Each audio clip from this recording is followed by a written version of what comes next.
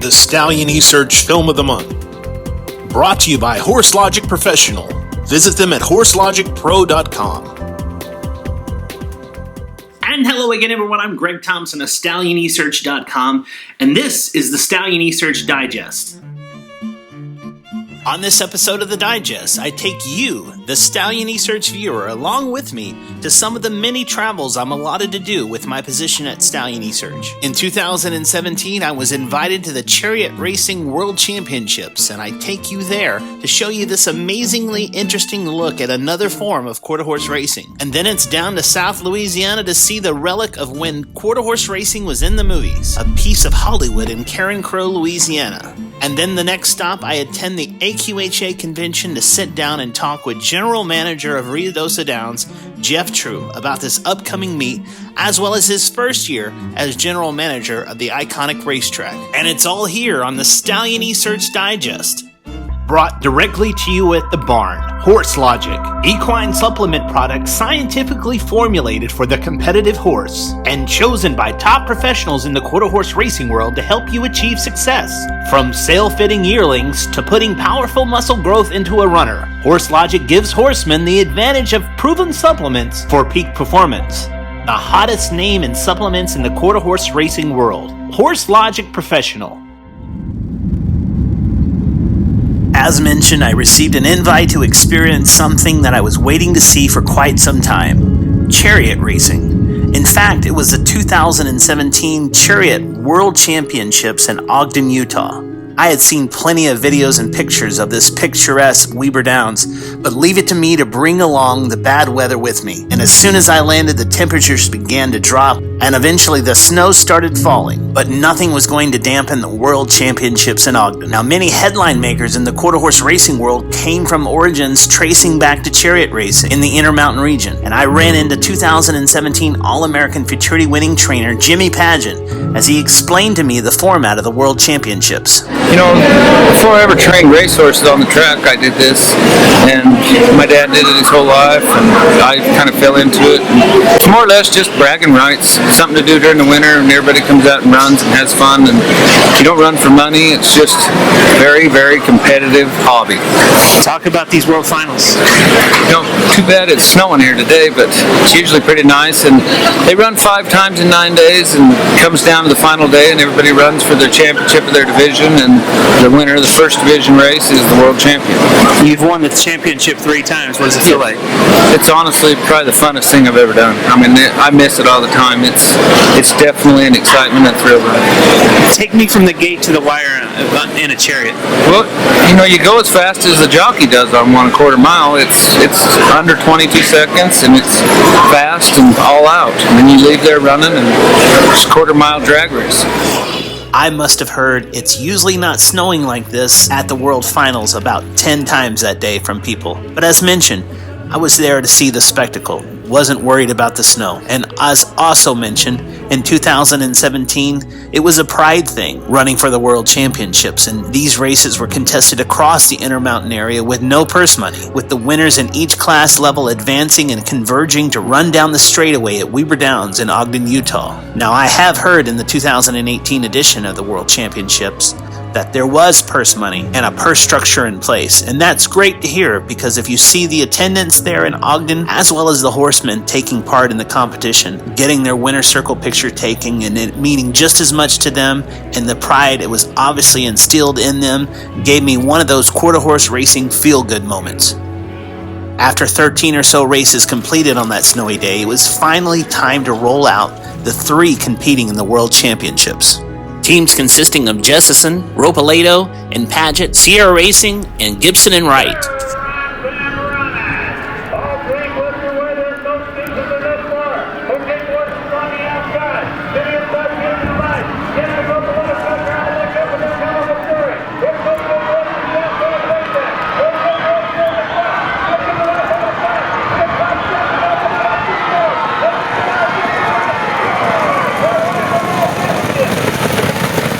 Gibson and Wright prevails as the winner and becomes the world champion for 2017 in chariot racing. I was able to chat with winning trainer Greg Gibson after the winning My run. driver is a rookie driver. He was worried. I had to keep him pumped up. I knew the horses had it, so it's just been a long 3 days and such great competitors. These guys, I tell you, I mean, we could run three different times and it would be 3 different outcomes. You know, it's been that close. I've run Jensen, Ropoletto, and Paget probably 4 times this year, and we have swapped twice. So I beat them twice, they beat me twice, and I mean, that's horsepower. Them guys got such awesome horses, and they've done such a great job of training. And okay, boys, been there and done that. They're world champions in the past. I mean, you know, it was a true challenge today. The next chapter of the digest shows some of the many places of interest on the path of chasing quarter horse racing that I do in order to bring it to you, the Stallionesearch viewer. This time I'm in Carencro, Louisiana. Now, I've done plenty about my love of the quarter horse racing movie Casey's Shadow, and it's all well documented in the video archive section of Stallionesearch.com. If you haven't seen the film and love quarter horse racing, well, I highly recommend it. Now, on one of my trips in Cajun country, I was told by one of my friends and jockey agent Gerald Little G. Thomas that the barn from the movie Casey's Shadow was still standing. Now, I can't show a lot of comparison with the movie because it really does cost a small fortune to use movie footage. So if you've seen the movie, you'll have to use your imagination or your memory to see the spots of interest that I'm pointing out here in this video. Now, from the movie, this is the road with the old church in the background Walter Matthau's old pickup is going down and away from as they're going to the bush track there in Carencro.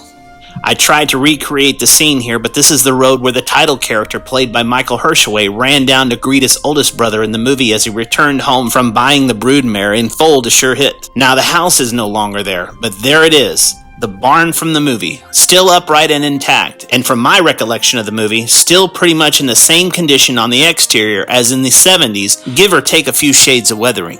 Now, the person living on the property was gracious enough to allow me and Little G to see it, but approaching the barn with goosebumps, I didn't realize what awaited to be discovered. There in the barn was a piece of movie history from the quarter horse racing world. A sign in the barn reading Lloyd Bedell and Sons Training and Boarding Running Quarter Horses. And I was told by the occupants of the land that it was kept over from the movie. Walter Matthau in the movie played Lloyd Bedell, and the slew of sons would have made it Lloyd Bedell and Sons.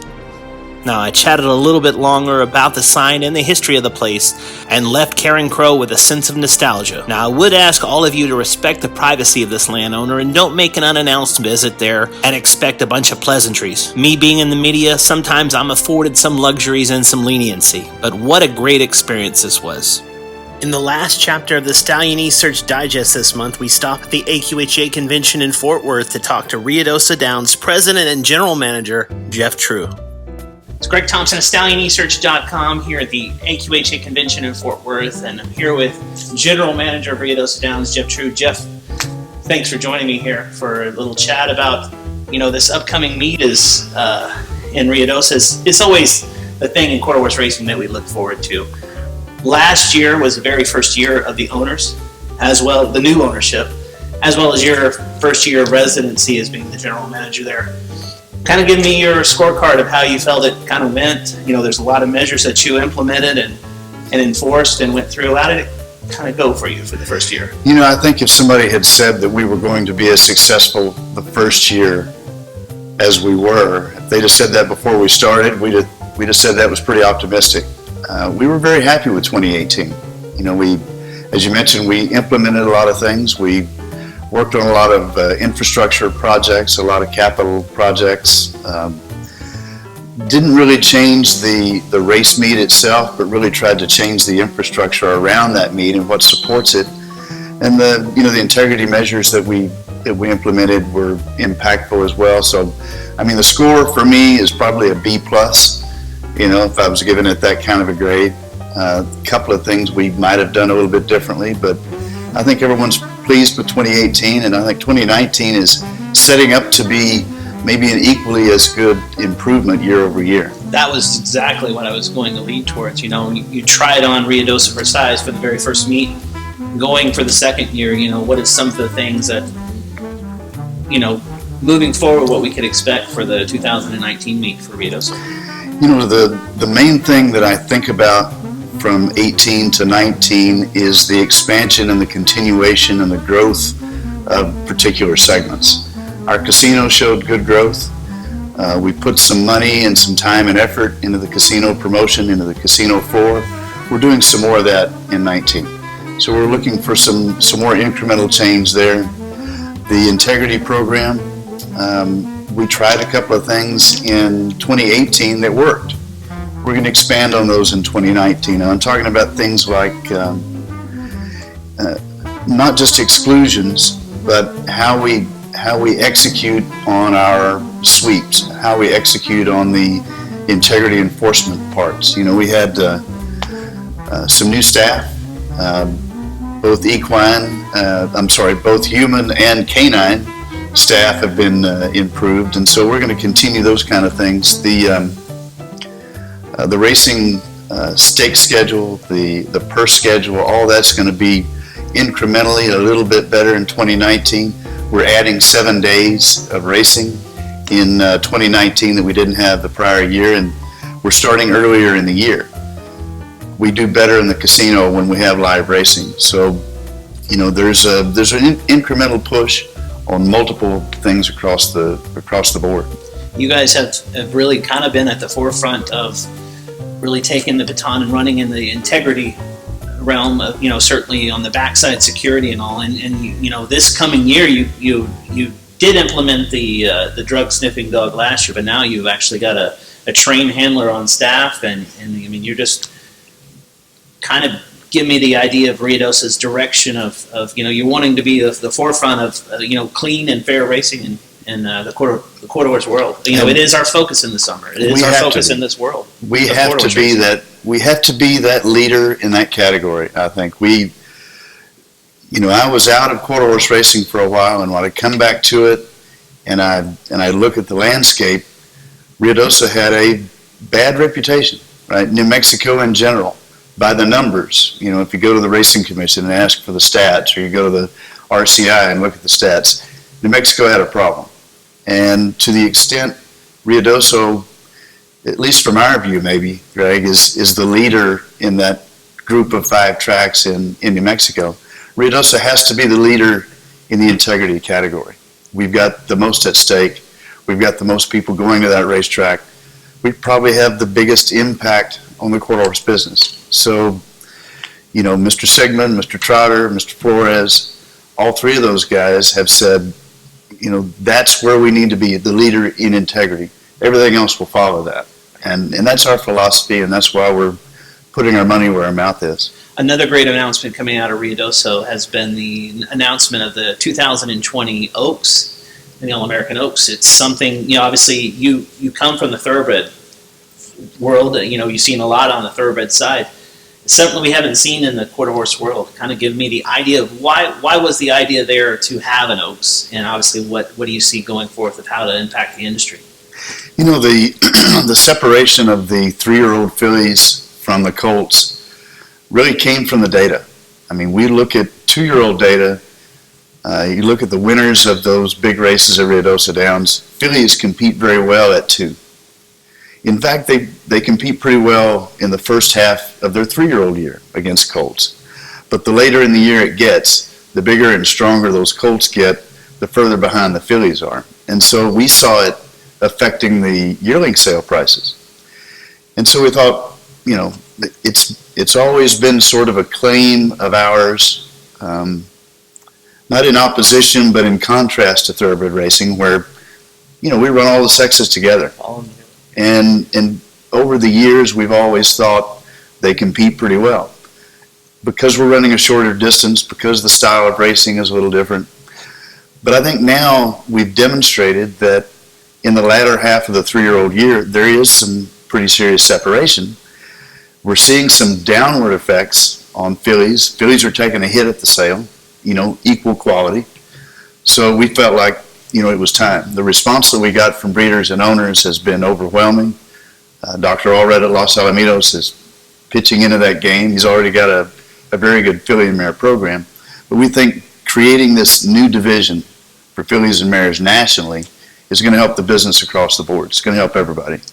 Maybe we'll get some more fillies and mares running later, Maybe we get some more of them back. Overall, I think at Ruidoso, we think we're going to increase the total number of entries for all the races by separating the fillies and mares. Those that might have not run at Ruidoso maybe will now run. Early returns and our nominations are that it's working. Is it something that, I know it's speculation to ask this question, but I'll go ahead and speculate.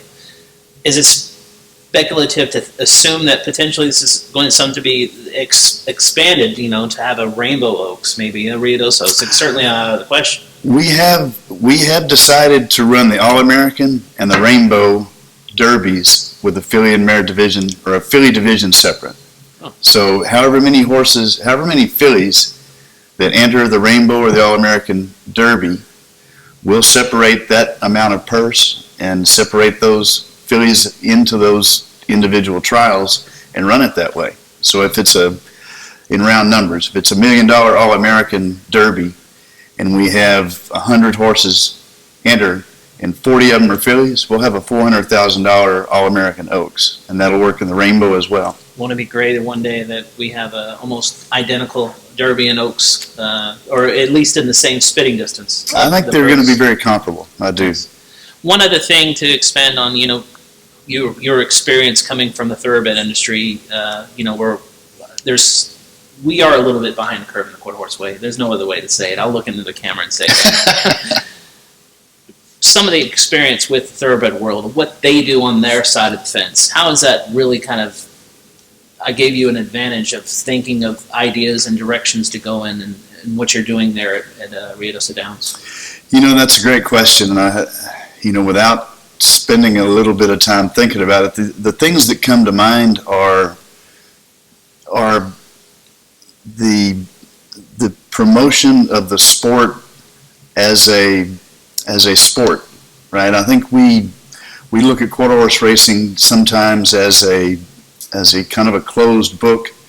If you can only play if you're paying into the race. There's no sense in running overnight horses, and I think that's false. I think what we want to do in the quarter horse business is develop the overnight racing program.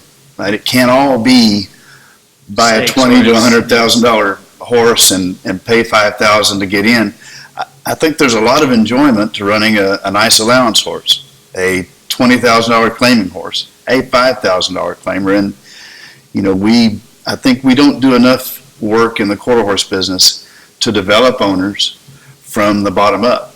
It seems to me that in the quarter horse deal, we get a new guy that's interested in racing, we take him to the yearling sale and we start putting them in futurities. Right. And I'm not sure that's the best avenue to get people into the business. Ruidoso in particular, we run a mixed meet. We run races of all kinds, from a $3 million futurity to a $5,000 claimer. And I think we've got to do a better job of introducing people to the different segments of the business. I'm here with Jeff Truitt, General Manager here at Stallionesearch, talking about the 2019 meet. I hope you guys have a fantastic meet coming forth, and we'll all be there, so we'll all be watching. So there's going to be some changes that people will notice and feel when they get there this summer. Can't wait to be there.